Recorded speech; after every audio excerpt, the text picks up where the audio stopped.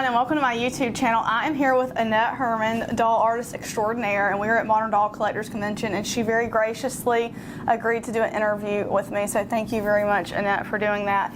Now, I have a question that I always ask everybody, and that question is, what was your favorite doll when you were growing up as a kid? My favorite doll was a celluloid doll that I got for Christmas. Her name was Ushi, and I remember when my parents worked really, really hard, and we didn't have a lot of money, and they saved for a long time, and I got Ushi for Christmas. So that was my favorite doll of all time. Of all time. Do you still have her today? No, I'm sorry. I don't. What made you decide to become a doll maker? Okay, so many years ago, probably 25 years now, my mom and my sister, doll making became very popular in Germany, porcelain doll making. And my mom made me a doll for Christmas. Oh, that wow. She made in a doll studio, and it was a porcelain doll. And I came back when I got her. I always go to Germany every year, and when I got back, I was telling everybody at work, and one of the gentlemen at work told me, "My neighbor has a doll studio." Oh, and so that's how I became a doll artist. Right. I went to this doll studio, and I learned how to make porcelain dolls first, and I took like one seminar after the other, and I did modern reproductions. Diana Effner was really popular, Heidi Plusak dolls, and Donna Rupert were all dolls that were reproduced at that time. And then I got into antique reproductions and did all these classes with a lot of folks, so learned how to really paint and things like that. And then when I did all of that, learned how to paint, sew, how to make everything on a doll from shoes to wigs. Wow. Then I tried sculpting. That was, that's when I got into sculpting. But my first attempt was awful. So I still have that doll. Do you? And it was actually Burdine Creedy who I met at she's awesome. She was my mentor, and I met her at a doll show in Fort Lauderdale, Florida. Oh, wow. And they had just come from South Africa, and I showed her my awfully sculpted doll, and she said, "If you know what's wrong with the doll, I can teach you how to sculpt." Oh, and that's how it all started. That's incredible. I love that. So when your first dolls that you started sculpting, once you sculpted them, did you make them in porcelain, or were they made in clay, like polymer clay? What did you? So I sculpted in water-based clay. Okay. And they were big. I mean, they were 28 inches. And then I made a mold. And then you pour the mold in porcelain, so it was porcelain slip. Oh, wow. And so I made these big, huge 28-inch porcelain dolls. Oh, wow. And I dressed them in the style that I liked, which was more, antique looking. So I had these big porcelain dolls that were dressed in really nice, antique looking clothing. So this was our event doll this year for Dollies Are a Girl's Best Friend, and I love everything about her. I love the Swiss dotted fabrics, and I was so excited when to look at her and see this fabric on her. I don't know what it is about it, but I just love that fabric. Her little shoes are so delicate. I didn't bring her little porcelain doll down. She has a little porcelain doll. I'll put a picture of her here.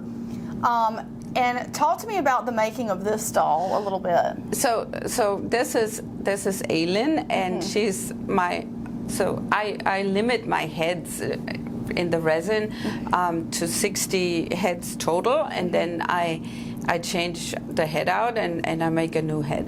So this one is Aileen, and this is the fourth doll head I have made in the resin. Before that, I was only doing porcelain. So when did you decide to go from porcelain to resin, and what made you make that decision? So I'm probably the last one who switched over to resin.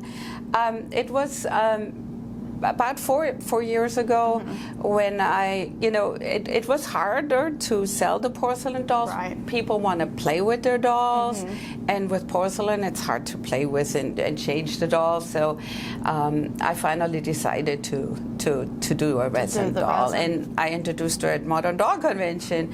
I think it was it San Antonio? San Antonio.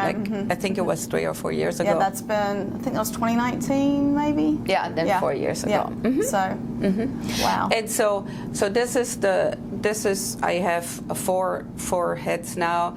The first 2 are sold out, and I just brought her and Tara, which was her centerpiece.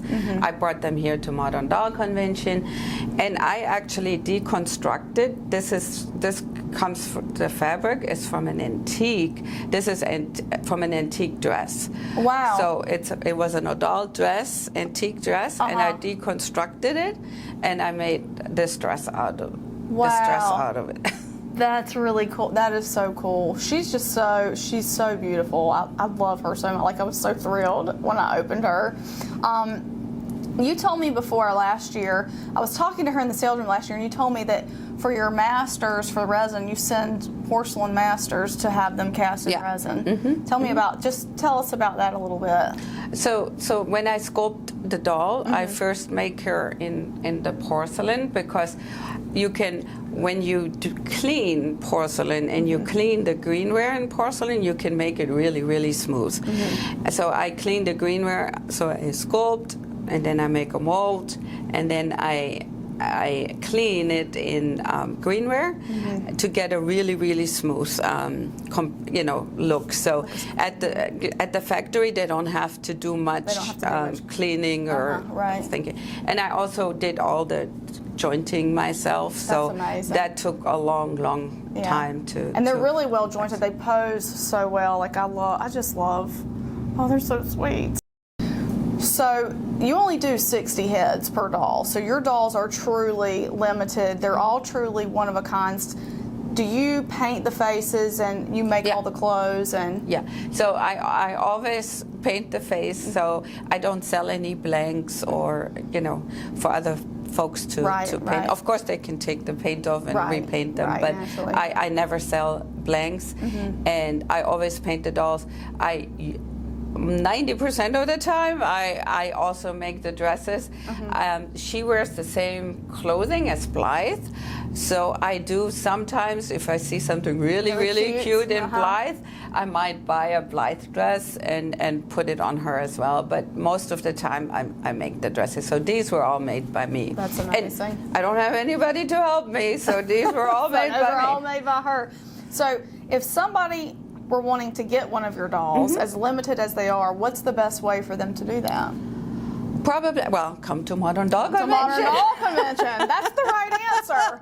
But how else, just in case they can't come to Modern Doll, what's another way they can? I also have a Facebook. I'm not as active as other artists, but I do have a Facebook page. Okay. So you can always reach me through Messenger. There you go. Or I also have a website. I don't always update it, but there's also AnnetteHerrmann.com website, and my phone number is on there as well. Oh, nice. So I'll link all that information below so you guys can check it out. Is there anything else you want to talk about that I haven't asked you today? I don't. You know what? I have another question for you, though. Of the heads you've done, of the sculpts you've done, which one is your favorite? Oh, that's hard. I love asking that question. It's really hard, but I would say I would say Luna, my first one, because it made me. It was the transition from porcelain to resin, and what I did is I worked very hard with the factory to get that porcelain look, and I wanted to have. They still looked like porcelain. Right. My Lunas actually looked like porcelain dolls because I had to match it to the porcelain. Right, I remember you telling me that. So they actually matched the resin color to But I found that a lot of collectors like the darker resins. Yeah. So now I'm making, like, this is in a sun-kissed. So now I'm making them in different, in chocolates, dark chocolate, sun-kissed. And now I start liking the darker resins as well. So so even though this doll is only 60, and the 20 I did for the luncheon are part of the 60 as well. So it's not 80, so it's still not 60. Like 60 in one color and then 60 in another color. It's 60 total it's 60 with all of the colors. that head. Yeah. Period. I think that's really special. Like, I just think that's cool that you do it that way. Yeah. It makes your doll like a little bit more, it's already very special, but like a little bit more special. What are the pros and the cons of porcelain versus resin, in your opinion? Oh my goodness. So porcelain is actually it's harder. Right. It's more labor intensive. You have to fire several times in a kiln, and it's the painting is pretty much. You use in porcelain. You use China paints. Here you use, like, I use pastels and acrylics. It takes a while to. It took me a while to change over. Yeah. But the painting is about the same, but just the process of firing, and a lot can go wrong in porcelain, where you get like black spots, and then the piece has to be thrown out. So it's what I have found is going to resin, I can spend more of my time on the costuming. Yeah. So that's the nice part. I spend more time, Do you like the costuming part better? Is that more fun for you? I like it a lot. I like painting and costuming. That's my favorite. Those are your favorite parts. Yeah. That's cool. What can we expect to see in the future from you? Well, I gotta sculpt a new head. I gotta sculpt a new head, and are you working on one now, or do you have a name in mind? I will be as soon as I get home. Gotcha. I will be sculpting at least one new head, and because I still want to keep them limited. Right. And a lot of people have been asking about a little bit bigger doll, or and then I'm thinking maybe I should make it a little bit smaller. So I'm thinking about maybe doing a little bit of a different size, but I haven't figured out yet, smaller or larger. You tell me. I like larger. For me personally, I like big. I like this size a lot, though, because I love the Blythe size. So this is a really good size for me. Just for me personally, now, this is not the opinion of most people. The smaller dolls are a little bit harder for me. I like a little bit of a bigger doll, just to pose and to do all that. Yeah. But a lot of people like smaller dolls because you can have more smaller dolls. You can have more smaller dolls. You can fit more in a cabinet. Well, that's really exciting to know that you're going to be working on a new head very soon, and thinking about the different sizes of your dolls, because your dolls are really incredible. Thank you. So thank you so much for your time today, sitting here with me. I really appreciate it. I'm going to link for you guys her Facebook page below, and also her website, so you guys can keep up with that.